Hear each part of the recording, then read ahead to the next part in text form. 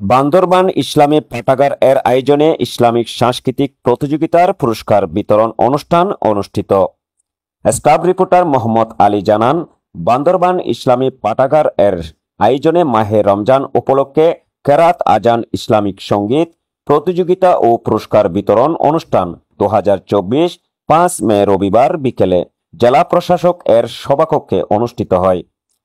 এতে প্রধান অতিথি হিসাবে উপস্থিত থেকে বিজয়ীদের মাঝে পুরস্কার বিতরণ করেন বান্দরবান জেলা প্রশাসক ও ইসলামী পাঠাগার এর সভাপতি শাহ মুজাহেদ উদ্দিন।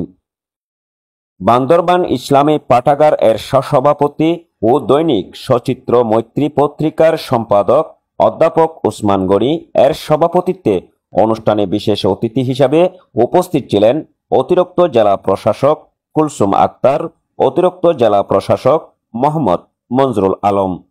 অনুষ্ঠান পরিচালনা করেন বান্দরবান ইসলামিক পাঠাগার এর প্রধান নির্বাহী ও জেলা আইনজীবী সমিতির সভাপতি অ্যাডভোকেট মোহাম্মদ আবুল কালাম।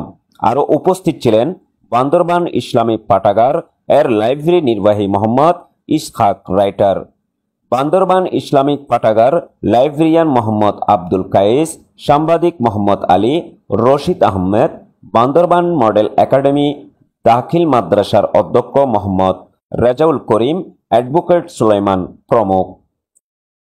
পুরস্কার বিতরণী অনুষ্ঠানে বক্তারা বলেন, পড়াশোনার পাশাপাশি ইসলামী সাংস্কৃতিক প্রতিযোগিতার প্রয়োজনীয়তা রয়েছে।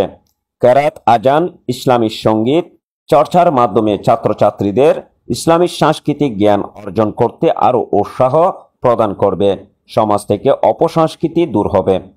অনুষ্ঠানে সর্বমোট 60 জন প্রতিযোগীদের মাঝে পুরস্কার বিতরণ করা হয়। সভাপতি পরিশেষে সকলকে ধন্যবাদ জানিয়ে আলোচনা সভার সমাপ্তি করেন। বান্দরবান জেলার সুযোগ্য জেলা প্রশাসক বইগুলো থাকবে, সনদপত্র